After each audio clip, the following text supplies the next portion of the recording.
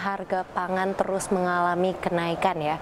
Nah, bahkan ada beberapa juga yang sudah melewati harga acuan pemerintah.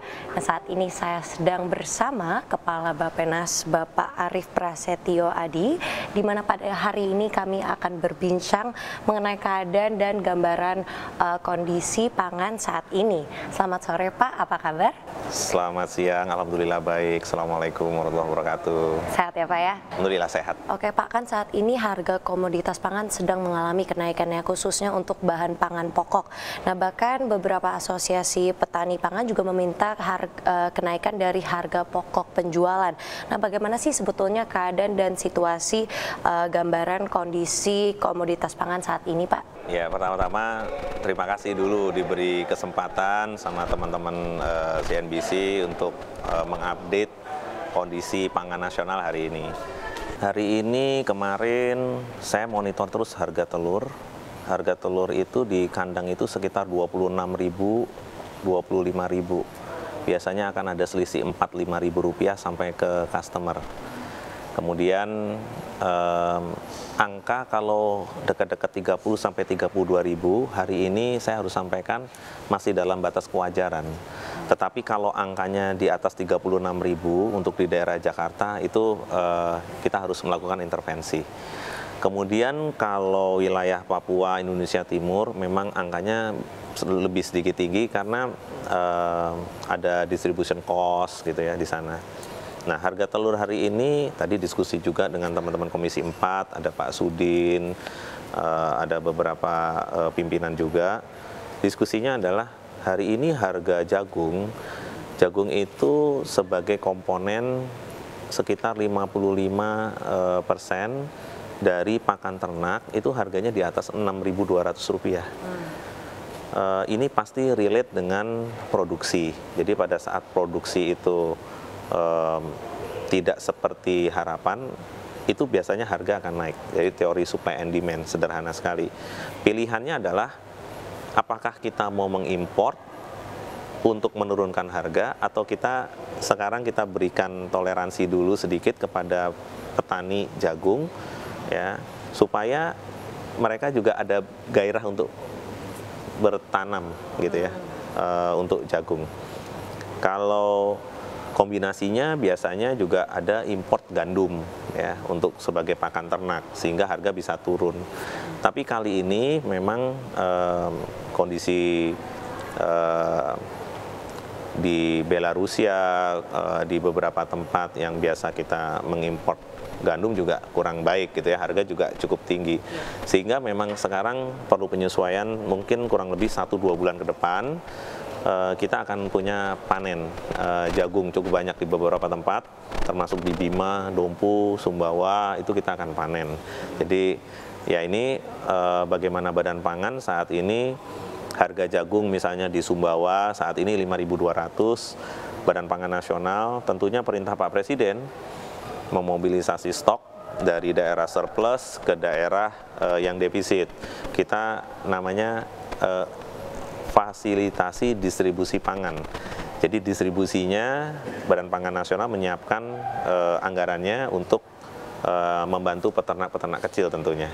Dan ini udah berjalan ya, udah 1.100 ton yang kita pindahkan stok dari Sumbawa ya. Ya kita terima kasih lah sama Gubernur Sumbawa ya, dan juga teman-teman di sana yang terus memproduksi jagung utamanya, beras yang dari teman-teman NTB gitu. Oke Pak, tadi Bapak juga sempat berbicara mengenai jagung ya Pak, yang 5.000 pasokan ya. Nah, selain itu kan kita juga mengetahui bahwa sekarang kita baru memasuki panen raya padi dan gula yang berjalan bersamaan ini. Nah, apakah pasokan dari hasil panen raya ini sudah masuk dan berapa perkiraan pasokan beras dan gula dari panen raya tersebut ya Pak ya? Jadi mungkin beras dulu ya. Beras itu posisinya hari ini mungkin sudah dekat akhir panen, tetapi karena ada perubahan cuaca, kita akan ada panen-panen terus gitu ya. Panen-panen terus, yang ini yang kita monitor setiap waktu gitu ya. Bulog itu kita tugaskan dalam tahun 2023 ini untuk dapat melakukan pengadaan dalam negeri penyerapan sekitar 2 juta ton. Kemudian 70% itu sampai dengan Juni semester pertama. Hari ini baru tadi ada laporan saat FGD 480.000 ton gitu ya, masih jauh dari yang kita tugaskan kepada Bulog. Sehingga kita juga masih terus ya mengharap agar Bulog ini bisa melakukan penyerapan selama panen ini berjalan baik, tidak ada hama, tidak ada kendala dalam produksi. Bulog kita persiapkan untuk melakukan penyerapan. Harga gabah hari ini itu rata-rata 5.500 gitu ya. Sekali lagi, harga ini harga yang baik buat petani, harga yang baik buat saudara-saudara kita untuk bisa melakukan tanam. Jadi kalau kita mengambil angle positifnya, pada saat kondisi seperti hari ini adalah kesempatan bangsa kita untuk mandiri berdaulat pangan ya.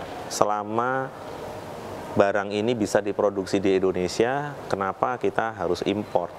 Ya, ini sekali lagi tugas kita bersama, utamanya saudara kita Kementerian Pertanian untuk melakukan mengenjot produksi.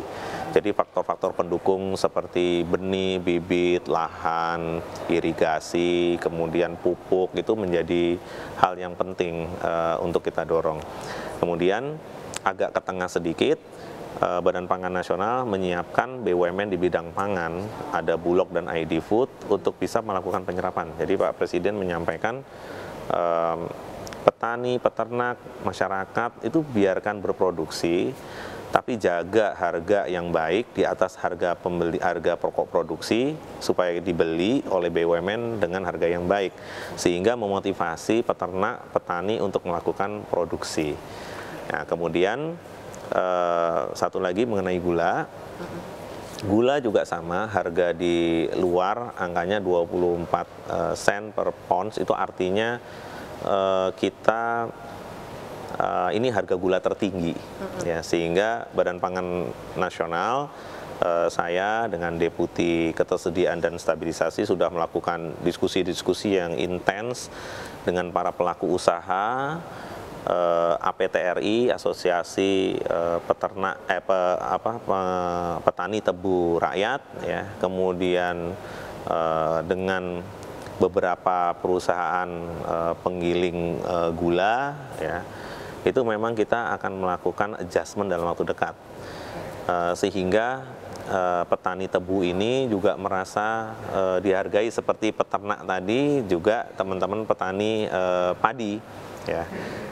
Tebu ini tanaman semusim, jadi hanya berproduksi kurang lebih 5 bulan, sehingga kita jangan sampai pada saat sudah mulai musim giling panen tebu tetapi harganya belum di-adjust.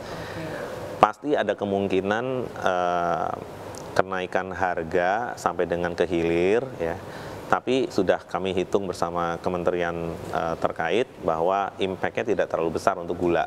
Berbeda dengan beras. Kalau beras kemarin kenaikan 20% itu ada impact 0,3% kontribusi terhadap inflasi. Tapi kalau gula tidak seberat itu. Karena beras kan konsumsinya 31 juta ton 1 tahun. Ya. Jadi sehingga impact-nya sangat besar ya untuk inflasi. Oke Pak, apa usulan para asosiasi produsen pangan untuk menaikkan HPP ya Pak? Apakah HPP itu sudah dihitung nggak Pak?